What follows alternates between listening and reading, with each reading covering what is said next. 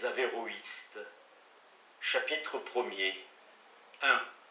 De même que, par nature, tous les hommes désirent connaître la vérité, il y a en eux un désir naturel d'échapper à l'erreur et de la réfuter quand ils en ont la faculté. De toutes les erreurs, la plus indécente semble être celle qui porte sur l'intellect, puisque c'est grâce à lui que nous sommes naturellement aptes à connaître la vérité en évitant l'erreur. Or, cela fait quelque temps qu'une erreur sur l'intellect a commencé de se répandre. Elle tire son origine des thèses d'Averroès, qui tentent de soutenir que l'intellect, qu'Aristote appelle possible, et qu'il désigne lui improprement du nom de matériel, est une substance séparée du corps selon l'être, qui n'est d'aucune façon uni au corps comme forme. Il soutient en outre que l'intellect possible est unique pour tous les hommes. Nous avons déjà écrit plusieurs fois contre cette erreur, mais puisque l'impudence de ses partisans continue de résister à la vérité, l'intention qui nous anime aujourd'hui est de produire contre elle de nouveaux arguments pour la réfuter aux yeux de tous. 2. Notre démarche ne consistera pas à montrer que cette position est erronée parce qu'elle est contraire à la vérité de la foi chrétienne. Cela sauterait aux yeux de n'importe qui. En effet, ôter aux hommes toute diversité d'intellect, lui qui seul de toutes les parties de l'âme s'avère incorruptible et immortel, et il s'ensuivra qu'après la mort, rien ne restera des âmes humaines que l'unique substance d'un seul intellect. Vous supprimerez ainsi la répartition des récompenses et des peines, et jusqu'à la différence qui les distingue. Pour Thomas, le monopsychisme est la ruine de l'éthique. Le chapitre 87 établira en ce sens que l'unité de l'intellect rend impossible la morale comme la politique. Poser qu'il y a un intellect numériquement identique dans tous les hommes, c'est supprimer la rétribution du bien après la mort et la punition du mal, ce qui est inadmissible.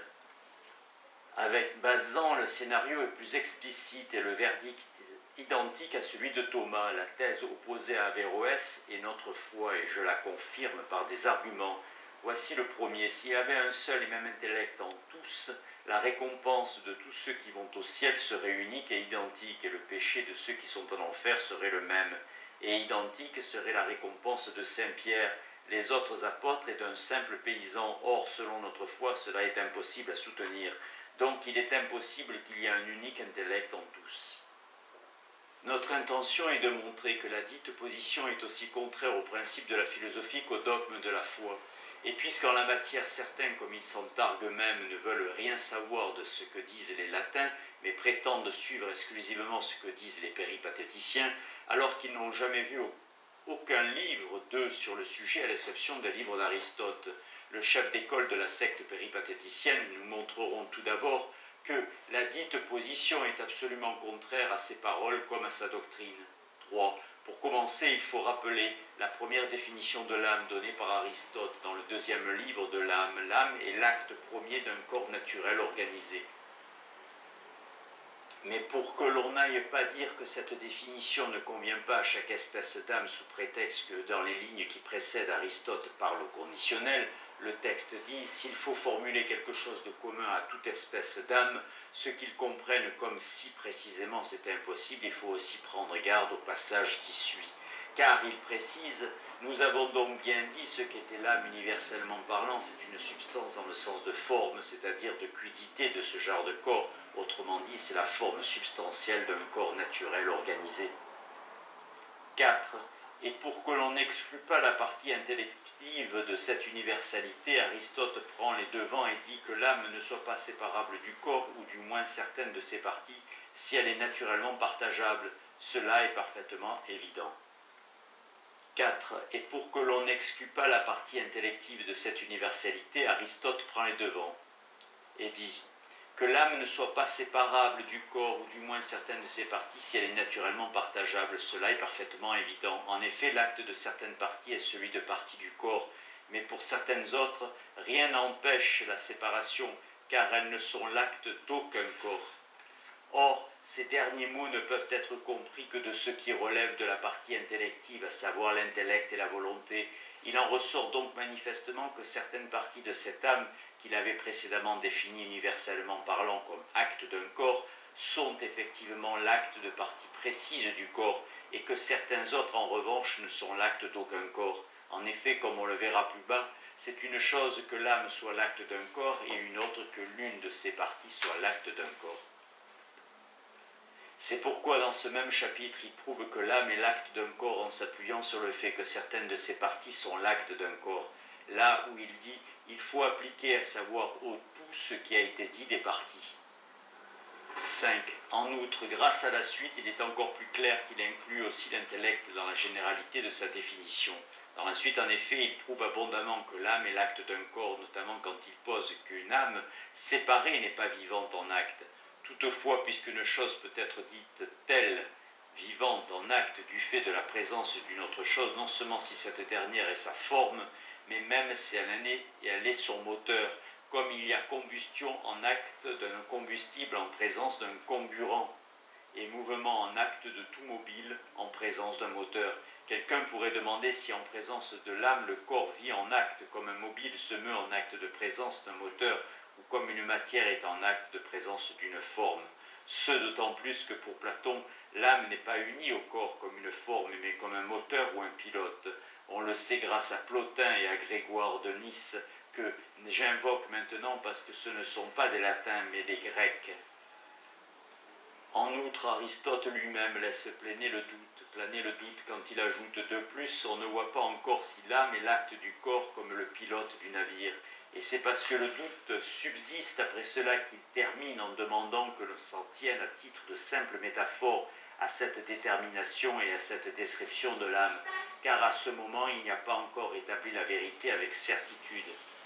6. Dans la suite, pour dissiper ce doute, il s'efforce de mettre en lumière ce qui est plus certain en soi, et selon le concept à partir de ce qui est moins certain en soi, mais plus certain pour nous, autrement dit, s'agissant de l'âme, à partir de ses effets, c'est-à-dire à partir de ses actes. C'est pourquoi la première chose qu'il fait est de distinguer les opérations de l'âme en posant que l'animé diffère de l'inanimé par la vie, et qu'il y a beaucoup de manifestations qui relèvent de la vie. L'intellection, la sensation, le mouvement local et le repos, ainsi que le mouvement de nutrition et de croissance, en sorte que tout ce qui en présente une est dit vivre. Puis, une fois montré quel rapport ces manifestations ont entre elles, à savoir comment l'une peut exister sans l'autre, il termine en disant que l'âme est leur principe à toutes et qu'elle est déterminée par elle comme par ses parties, à savoir les facultés végétatives, sensitives, intellectives et le mouvement, mais qu'il y a un cas où toutes se trouvent réunies dans un seul et même individu, l'homme. 7. Puis comme Platon soutient qu'il y a différentes âmes en l'homme qui le rendent capable des diverses opérations de la vie, Aristote enchaîne en soulevant un nouveau problème. Chacune de ces facultés est-elle une âme par soi ou n'est-elle qu'une partie d'âme? Et si toutes sont les parties d'une même âme, diffèrent-elles seulement selon le concept ou bien également par le lieu, c'est-à-dire l'organe? Et il ajoute que pour certains la réponse ne semble pas difficile, mais que pour d'autres il y a matière à douter. Et de fait, il indique tout de suite ce qui manifeste dans les propriétés de l'âme végétative et de l'âme sensitive, partant de ce que certaines plantes et certains animaux continuent de vivre après avoir été sectionnées, ce qui veut dire que chaque partie présente la totalité des opérations qu'accomplit l'âme dans l'individu entier. Et quant à ce qui est sujet au doute, il le précise en ajoutant que pour ce qui touche l'intellect et la puissance théorétique, rien n'est encore évident. Il ne dit pas cela dans l'intention de montrer que l'intellect n'est pas une âme, comme l'explique perversement le commentateur et ses partisans. De toute évidence, cette phrase fait seulement écho à ce qu'il dit plus haut, à savoir que pour d'autres, il y a matière à douter. Il faut donc comprendre, rien de tout cela n'est encore évident si l'intellect est l'âme et âme, ou s'il est une partie de l'âme. Et c'est une partie d'âme si elle est séparée par le lieu ou seulement selon le concept. 8. Et bien qu'il dise que rien n'est encore évident, il n'en indique pas moins la première hypothèse qui vient à l'esprit en disant « mais il semble bien que ce soit là un autre genre d'âme ». Cette phrase, il ne faut pas l'entendre comme l'explique perversement le commentateur et ses partisans, à savoir qu'Aristote l'énonce parce que l'intellect n'est dit âme que par homonymie ou dans le sens que la définition générale ne peut lui convenir. La signification qu'il faut donner à cette phrase est donnée par la suite immédiate, et que cela seul puisse être séparé comme l'éternel du corruptible. C'est en cela en effet que l'intellect est d'un autre genre en ce qu'il apparaît comme quelque chose d'éternel, alors que les autres parties de l'âme s'avèrent périssables, Et puisque le corruptible et l'éternel ne paraissent pas pouvoir s'accorder dans une même substance, il semble bien que toutes les parties de l'âme, cela seul, à savoir l'intellect, puissent être séparées, non pas assurément du corps, comme l'explique perversement le commentateur, mais bien des autres parties de l'âme, afin précisément qu'on ne les trouve pas toutes réunies dans une même substance, celle de l'âme. 9. Et qu'il faille bien entendre ainsi, cela ressort à l'évidence de ce qu'il dit ensuite. Et quant aux autres parties de l'âme, il est clair, d'après ce qui précède, qu'elles ne sont pas séparables, à savoir selon la substance de l'âme ou selon le lieu. En effet, la question a été posée plus haut, et ce qui a été répondu suffit à le prouver, et qu'il ne pense pas ici à la séparabilité par rapport au corps, mais bien à la séparabilité des puissances les unes par rapport aux autres. Cela est confirmé par ce qui suit, qu'elles soient en revanche logiquement autres, c'est-à-dire les unes par rapport aux autres. C'est clair, l'acte de sentir est autre que l'acte d'opiner. À l'évidence, ce qui est déterminé ici répond à la question posée plus haut. Ce qui en effet a été demandé plus haut, c'est de savoir si une partie de l'âme est séparée d'une autre seulement logiquement, ou bien aussi selon le lieu. Or, laissant de côté la question pour ce qui regarde à l'intellect, au sujet duquel il ne détermine rien ici, Aristote dit clairement les autres parties de l'âme qu'elles ne sont pas séparables selon le lieu, mais qu'elles sont en revanche logiquement autres. 10. Donc, une fois établi que l'âme est caractérisée par l'activité végétative, sensitive, intellective et par le mouvement, il entreprend de montrer que dans toutes ces parties, l'âme n'est pas unie au corps comme le pilote au navire, mais comme une forme, car il entend ainsi déterminer ce qu'est l'âme au sens général, chose qui n'a pas été précédemment indiquée que métaphoriquement. Pour ce faire, il examine les opérations de l'âme. Il est en effet manifeste que ce qui opère quelque chose à titre premier, c'est la forme de l'opérateur. Par exemple, on est dit connaître par l'âme et connaître par la science. Mais on connaît par la science avant de connaître par l'âme, puisqu'on ne connaît par l'âme qu'en tant qu'elle est douée de science. De même, on est dit être en bonne santé par le corps et par la santé, mais à titre premier par la santé. Ainsi, il est clair que la science est forme de l'âme et que la santé est forme du corps. 11. Cela posé, il poursuit ainsi. L'âme est à titre premier ce par quoi nous vivons. Il dit cela à cause de la faculté végétative, ce par quoi nous sentons. Il parle de la faculté sensitive, ce par quoi nous mouvons. Il parle de la faculté motrice, et ce par quoi nous pensons. Il parle de la faculté intellective. Et il conclut, il en résulte qu'elle sera notion et forme, et non pas comme une matière et un sujet. Donc, à l'évidence, ce qu'il a posé plus haut en prémisse, à savoir que l'âme est la forme d'un corps naturel, il le conclut ici non seulement pour la faculté sensitive, la faculté végétative et la faculté motrice, mais aussi pour la faculté intellective. La doctrine d'Aristote est donc que ce par quoi nous pensons est forme d'un corps naturel. Cependant, pour que personne n'aille dire qu'Aristote ne soutient pas ici que ce par quoi nous pensons est l'intellect possible, mais quelque chose d'autre, nous dirons que, sans conteste, cela est exclu par ce qu'il dit de l'intellect possible dans le livre 3 de l'âme. J'entends par intellect ce par quoi l'âme opine et pense. Mais 12. Mais avant de passer à l'examen des textes d'Aristote dans le livre 3 de l'âme, attardons-nous encore un peu sur ce qu'il dit dans le livre 2, pour que le rapprochement de toutes ces paroles nous révèle qu'elle y est au juste sa doctrine de l'âme. Pour donner de l'âme une définition générale, il a commencé par distinguer ses puissances, et il a dit que les puissances de l'âme étaient les facultés végétatives, sensitives, désirantes, locomotrices et intellectives. Que la faculté intellective soit l'intellect, cela ressort de ce qu'il a dit ensuite au moment où il expliquait la division des animaux. Mais d'autres ont la faculté intellective et l'intellect, comme les hommes. C'est donc qu'il veut que l'intellect soit une puissance de l'âme, et qu'il est l'acte d'un corps. 13. Et qu'il ait appelé intellect la puissance de cette âme, et qu'en outre la définition susdite de l'âme soit commune à toutes les parties que l'on a mentionnées, ressort clairement de sa conclusion. Il est donc évident que s'il y a une notion commune de l'âme, ce ne peut être que de la même façon qu'il y en a une de la figure, car dans ce dernier cas, il n'y a pas de figure en dehors du triangle et des figures qui lui sont consécutives.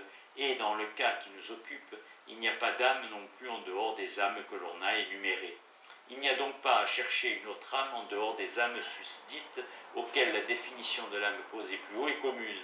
Et Aristote ne fait plus d'autres mentions de l'intellect dans ce dernier livre, sinon ce qu'il ajoute un peu plus bas, En dernier lieu et en petite quantité, il y a, dit-il, le raisonnement et l'intellect, car il réside un peu comme on le voit par la suite.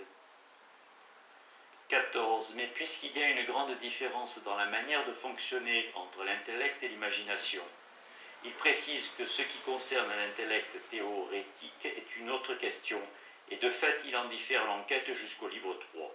Mais pour que l'on n'aille pas dire, comme le fait perversement Averroès, qu'Aristote dit que la question de l'intellect théorétique est une autre question parce que l'intellect n'est ni une âme ni une partie de l'âme, il exclut immédiatement cette thèse au début du livre 3, là où il reprend l'analyse de l'intellect. Il parle en effet de la partie de l'âme par laquelle l'âme connaît et comprend. Et l'on ne doit pas non plus avancer qu'il dit cela dans la seule mesure où l'intellect possible se distingue de l'intellect agent, comme certains l'ont inventé dans leurs rêves. En effet, cette phrase intervient avant même qu'il ait prouvé qu'il y a un intellect possible et un intellect agent.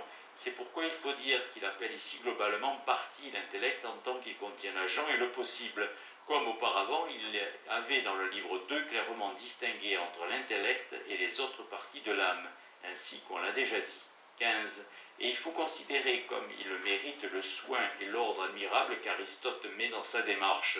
Dans le livre 3, en effet, il commence à traiter de l'intellect en repartant de tout ce qu'il avait laissé en suspens dans le livre 2. Or, concernant l'intellect, il avait laissé deux problèmes irrésolus. Premièrement, savoir si l'intellect était séparé des autres parties de l'âme, seulement logiquement, ou bien aussi selon le lieu. Question qu'il laissait assurément pendante en écrivant, mais en ce qui touche l'intellect et la puissance théorétique, rien n'est encore évident. Or, c'est cette question qu'il reprend pour commencer quand il dit qu'elle existe séparément, à savoir par rapport aux autres parties de l'âme, ou qu'elle ne soit pas séparable selon la grandeur, mais seulement logiquement. En effet, ce qu'il appelle ici séparable selon la grandeur n'est autre que ce qu'il avait dit plus haut, séparable selon le lieu.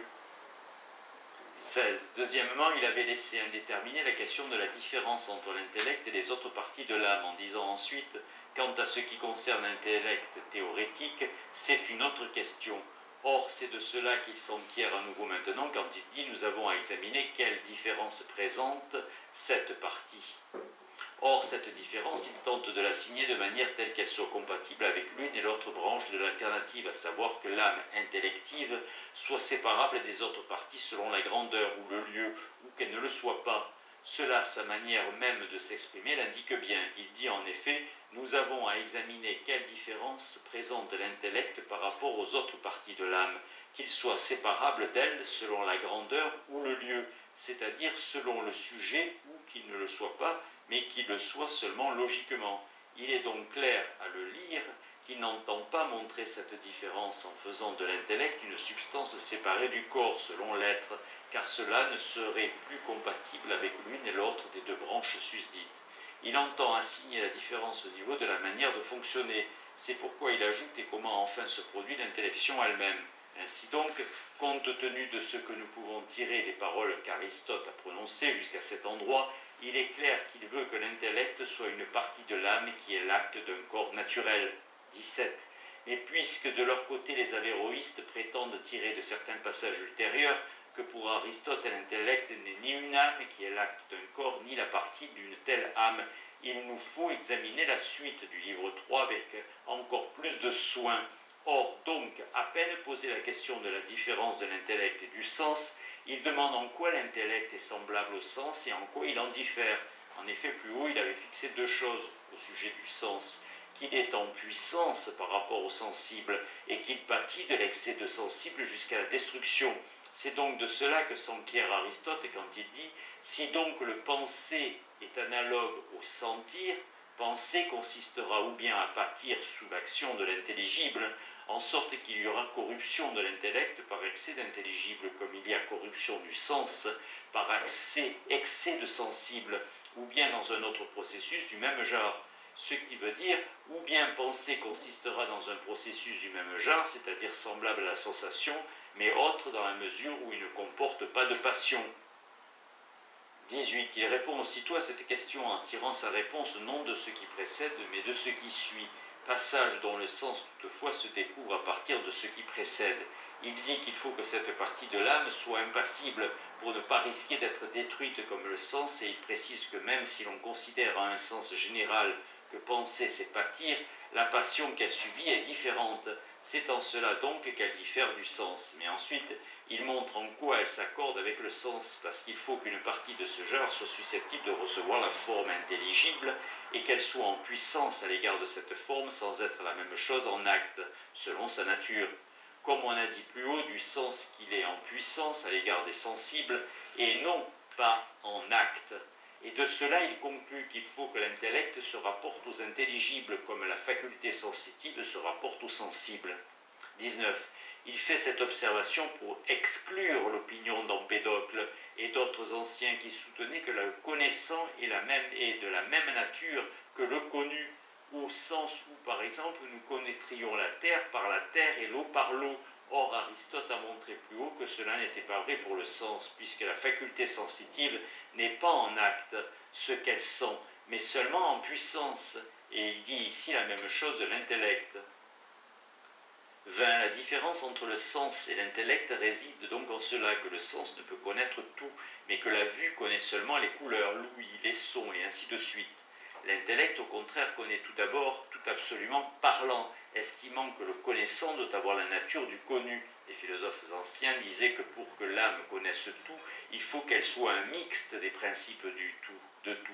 Or, puisqu'Aristote a déjà montré en le comparant au sens que l'intellect n'est pas en acte ce qu'il connaît, mais seulement en puissance, il conclut au contraire que pour connaître tout, l'intellect doit nécessairement être sans mélange, c'est-à-dire non composé de tous les principes, contrairement à ce que soutenait Empédocle. 21. Pour confirmer cette thèse, il invoque le témoignage d'Anaxagore, bien que ce dernier ne parle pas du même intellect, mais de l'intellect qui meut toute chose, de même que pour Anaxagore, cet intellect est sans mélange afin de commander par le mouvement et la séparation. De même, nous pouvons dire de l'intellect humain qu'il faut qu'il soit sans mélange afin de connaître toute chose. Et cela, Aristote le prouve immédiatement. De fait, en grec, le passage qui suit dit « car ce qui se manifeste à l'intérieur empêche ce qui est à l'extérieur et lui fait obstacle ». On peut comprendre cette phrase en faisant une comparaison avec la vue. Si en effet il y avait une couleur à l'intérieur de la pupille, cette couleur intérieure empêcherait de voir la couleur extérieure, et d'une certaine manière elle ferait obstacle à ce que l'œil voit les autres.